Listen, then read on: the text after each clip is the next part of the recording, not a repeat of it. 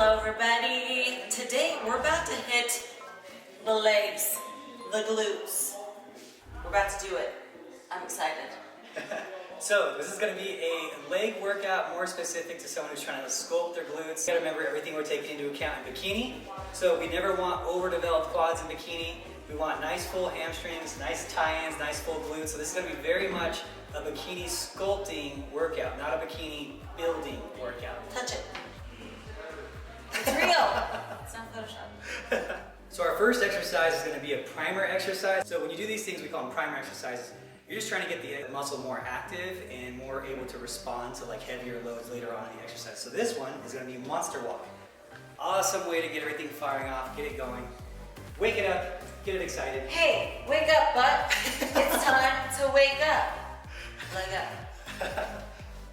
So with these monster walks, guys, make sure you're staying very low to the ground. Make sure the knees aren't bending in. So none of this nonsense. No, keep them out. Keep that butt nice and low to the ground like this. So on monster walks, we'll generally start with the priming set of doing about 2 to 3 sets, up to you, of 15 to 20 steps in one direction and 15 to 20 steps in each direction for each set. Adam, where's the fire extinguisher? Because my glutes are on fire. You'll grab it. Get it? They're on fire. Oh my God. Help me. So this is going to be a reverse concentrated hyper, and you'll see how she's doing it here. One of the key things is she's keeping her legs in kind of a V, and she's not letting her feet touch the ground on the way down. She's keeping constant tension and squeezing really hard. This is one of those squeezing with reason exercises. Exactly, because if you're not careful, it can turn to a back exercise rather than the glutes. Yes. So just be careful that you're concentrating on that upper glute. And not using momentum, just throwing your legs up and down too. That's another huge thing. So, all right, let's do it. Okay, now this exercise, typically we'll go to failure, and everyone's failure is going to be different. So the rep range here really ranges a lot from person to person, but generally it's safe to say about 15 reps to failure. Go to you're almost completely exhausted on it, as long as you're maintaining good form. We'll typically do 3 sets of this before we go into heavier loads. You'll notice when she's doing glute bridges, she is not using a ton of load. Okay, she's using 25 pounds, this is roughly 100 pounds, but the main thing is she's really contracting, really squeezing, and making lightweight feel heavy. So That's right, Coach Adam. We are not stunting for the gram today. We're picking a reasonable weight that I can control, and I'm not just swinging it up and down. I'm really making sure to push through my heels and really squeeze at the top.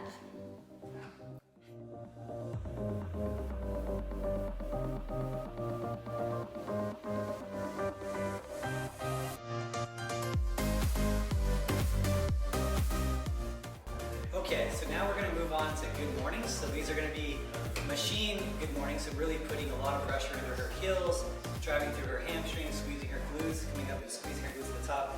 And we're also going to use another one of the band. You keep seeing this pop up in the exercise. And we put this band so she can put more stress on herself, or on the abductors, and put constant tension on the glutes as well throughout the range of motion. So she's putting pressure this way, which is going to engage the glutes more, and then shoving through her heels. So this is all about like feeling the exercise. It's not a crazy heavy load. These bands, you get them everywhere, but we sell them like pretty much at cost on the website if you ever need one. I don't like people paying $20, $25 for bands, so I sell them for like $10, which is close to my cost. On TeamElitePhysique.com. There you go.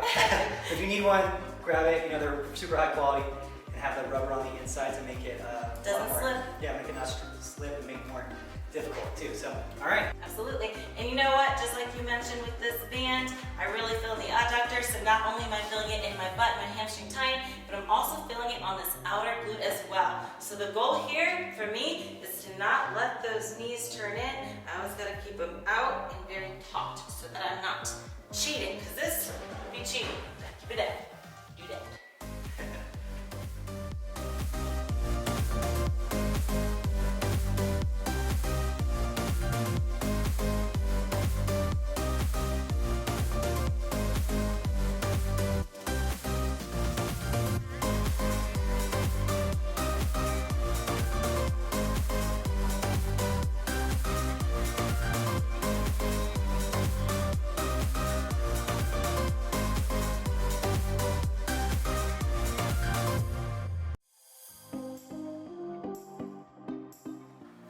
So now we're moving on to another exercise. It's going to be a compound movement. This is going to be a duck walk. So basically it's a walking lunge with keeping constant tension on your legs the whole time. And you'll see how she's standing and how she's doing her lunge. She's not coming all the way up. When you get to this position, all the way up in a lunge, there's no tension really on the muscle. It's just kind of how you're standing, how you normally stand. So she's going to keep it where it's constant tension and not let it come all the way up. So right about there is the tension, where there's constant time under tension. So it's an interesting looking move. If you see someone doing it in the gym, you probably think they're doing it wrong, but there's a purpose for it. So. Absolutely, and with every step, you need to clap, or it doesn't count. So usually with this exercise, we'll add a little bit of weight. Typically we want to hit about the 15 rep range. So 15 reps going up, 15 reps going back. That's kind of how we do it. Or we'll go 12 reps up, 12 reps back. And it's all about the concentration on this stuff. Yep, we do the knee to heel, I guess is a good way to remember. There you go. Knee to heel. So now we're going to finish off with a glute kickback, really squeezing and concentrating on the areas that we're trying to work. So one of the main areas we're trying to work is that upper glute for Ashley. And the reason is because she can't pose really hard, so now we got to develop it a little bit more. Because if she poses hard, you can see that upper outer glute, but then it's too much hamstring. So it looks like we got to develop that upper glute just a little bit more. And then also the tie-in area, we try to squeeze in. So she's strapping in right now, and we actually have these two on the site. If you wanted them, we sell them cheap. Everything we sell is pretty close to cost. So as you will see as I'm doing these, I'm not really bending my knee, maybe a soft bend, but I'm really keeping it as a concentrated movement. I'm not going all the way down, I'm keeping it more at the top. So the movement is minimal, and that way we can increase the time under tension. Yeah, boom.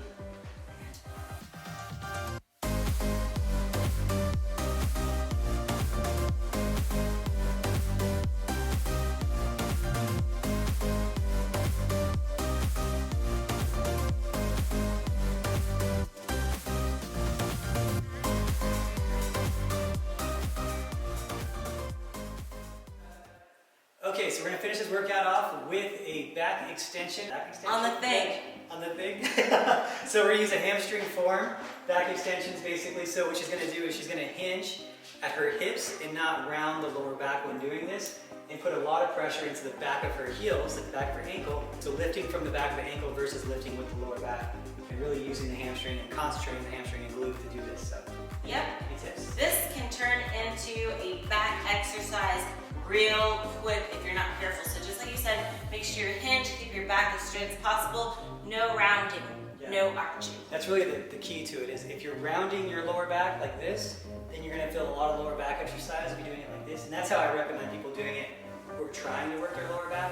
But if you're doing it for your glutes and hamstrings, you wanna keep a hinge, just like if you're doing a good morning basically, or an RDL in reverse. So. That's a great way to describe it. It's almost like a RDL, but flipped to the sides. Yeah, and then put all the pressure in the back of your heels and lift with the back. So I say shove as hard as you can with the back of your ankles upward to get that initial contraction, and you'll feel it all the way through the hamstrings a lot better. This is another body weight exercise where you can add weight if you want, but if you're doing it right, most people won't be adding weight to it. So I usually say go to about failure, which is going to be around 15 reps for most people. But if you're going to 18 reps to failure or close to failure, just make sure that you're doing it with good form. You're not letting your lower back fail out before your hamstrings and glutes do. And that's a wrap. Another one for the books. A great glute leg workout. My buns are fried. They're burnt. They have been in the oven just a little bit too long. Holy crap. Yeah, I think one of the things to take from this workout is that when you see someone who has an impressive physique like Ashley does, a lot of times they're not doing what people think they're, which is lifting crazy heavy weights and doing tons of drops and all these things. It's really about concentrating and feeling the muscle work, time under tension, and really squeezing it, I'd say. Absolutely. Pretty consistent with your workouts, yeah. So anyways, thanks so much for watching, guys. Talk to you guys next time. Make sure to like and subscribe, and I'll see you in the next one. Bye.